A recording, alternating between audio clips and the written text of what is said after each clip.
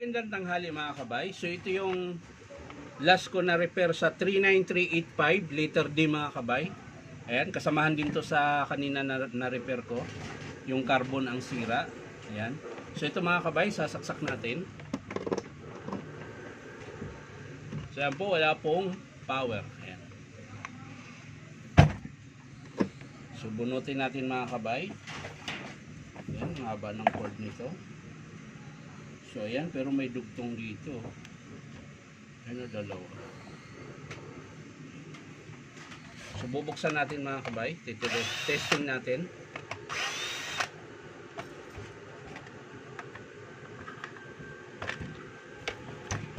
So ayan. So titest natin yung kanyang cord mga kabay.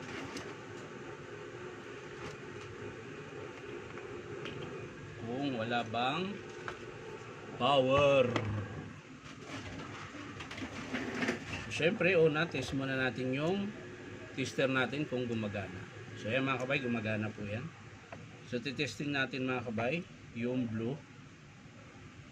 So, ayan mga kabay, di nagalaw. Lipat natin sa kabila. Yung brown. So, ayan, meron mga kabay. So, yung blue ang walang contact mga kabay. So, titingnan natin.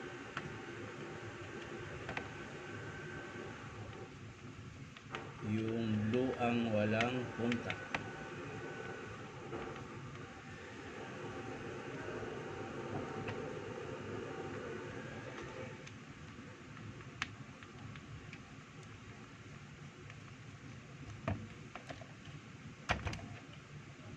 So yan, tatanggalin natin yung kanyang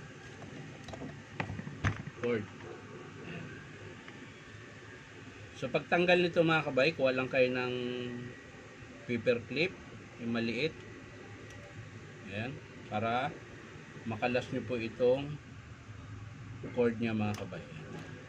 So ito yung blue ang walang contact.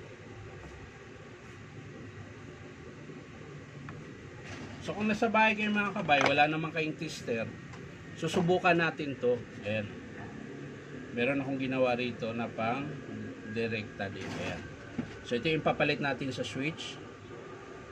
Dahil matagal pag titrace natin yung putol kung saan. So ito muna. Para sigurado tayo na yung cord lang ang sira. So papalitan natin. Ayan, gamitin natin yung pang testing ko. Ayan. Yung pang rekta ko. Ayan.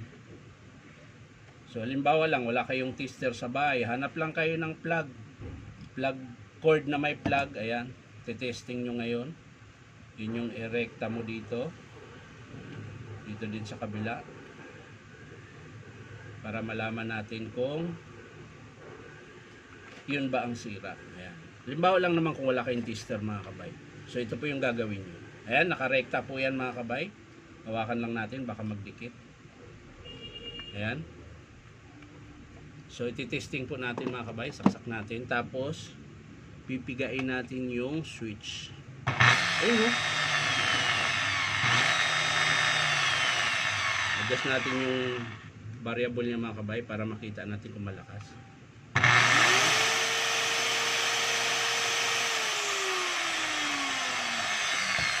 So ang sira talaga mga kabay, ito talaga yung cord niya. Ayan. Marami na kasing dugtong. Ayan, ang daming dugtong. Dito meron. Dito rin. So susubukan naman natin itong cord mga kabay. Putulin natin. Ito. Dito sa walang dugtong. Ayan. So sira talaga yung kanyang cord, yung wire. So tatanggalin natin yung tinesting natin. Ayan. So alam na natin ang sira. Ayan. Yung ginawa ko mga kabay, para lang yun sa mga walang tester. Yan, kuha lang kayo ng ibang cord kung duda kayo na dito sa cord ang sira. Tapos yun yung ipapalit nyo rito. Ngayon, puputulin natin tong cord nya, yung may mga dugtong-dugtong. Baka sakaling dito lang ang sira. Pero kung dito sa puno mga kabay, papalit naman kayo ng plug. Ayan. So malalaman natin ngayon dito mga kabay kung doon lang ang sira.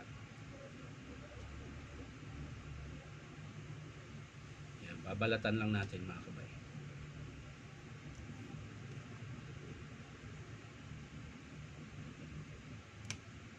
Yan. Tapos titisterin natin ngayon mga kabay.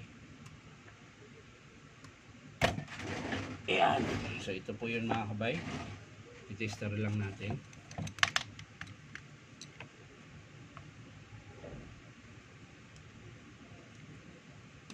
Wala talaga.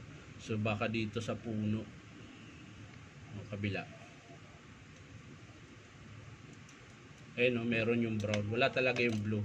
So idugtong natin ito mga kabay. Iso-short natin. Ayan. So yan mga kabay, naka-short po yan. Iikutin natin yung puno. So putol talaga mga kabay. So ayan, daming gagawin. Oh. Putulin natin dito mga kabay sa kanyang plug. Para kung sakaling plug ang problema, ito, papalitan natin yung plug ngayon para magamit ng customer. Ayan.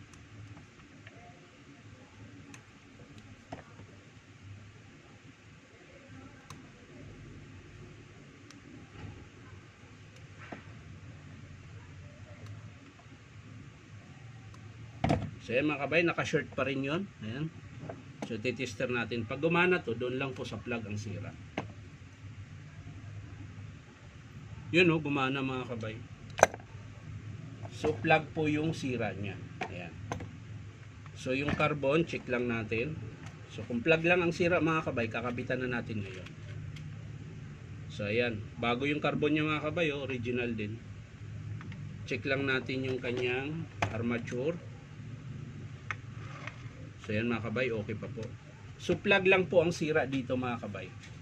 Yun yung papalitan natin mga kabay. Kunin ko lang sa baba. So yan mga kabay, hindi ko na po pinakita kung paano ikabit yung plug dahil madali lang naman po. Dalawang screw lang yan. Iikot nyo lang yung dalawang wire doon sa tigi isang screw. Tapos higpitan nyo, yun na po yun. So yan mga kabay, kakabit na po natin yung kanyang plug dito sa switch.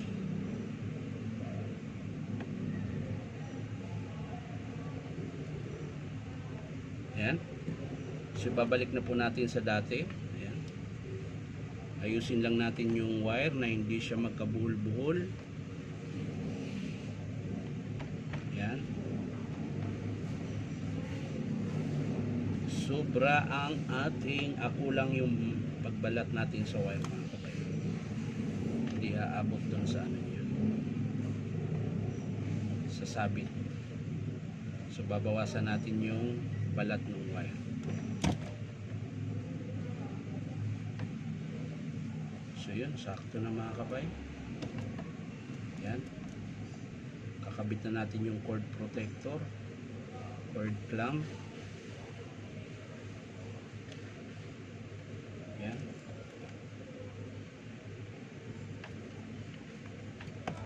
Kabilaan yan mga kabay.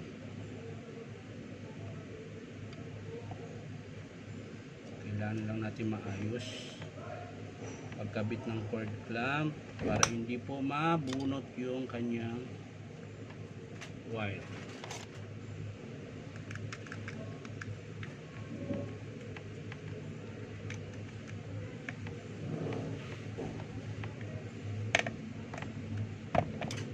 Yan.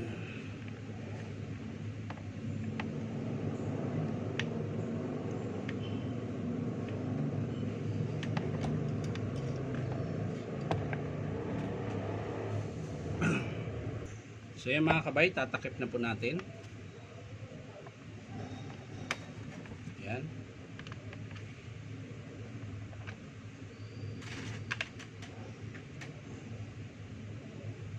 Atin na pong isara para po tayo ay matapos na.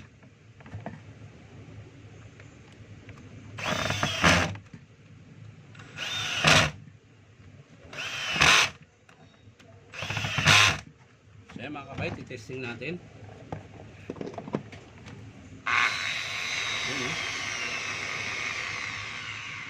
So sasagad lang natin sa 3.5 yung kanyang speed.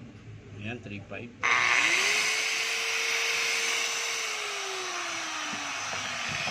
Ayan mga kabay, ang sira po niya ay yung kanyang plug. So ito talaga mga kabay, hindi siya putol, pero dahil ang dami na pong dugtong nila, pinutol ko na para siguradong ayan, maganda tingnan, wala na po siyang dugtong-dugtong. Ayan. So ang pinakasira lang niya mga kabay ay plug lang po.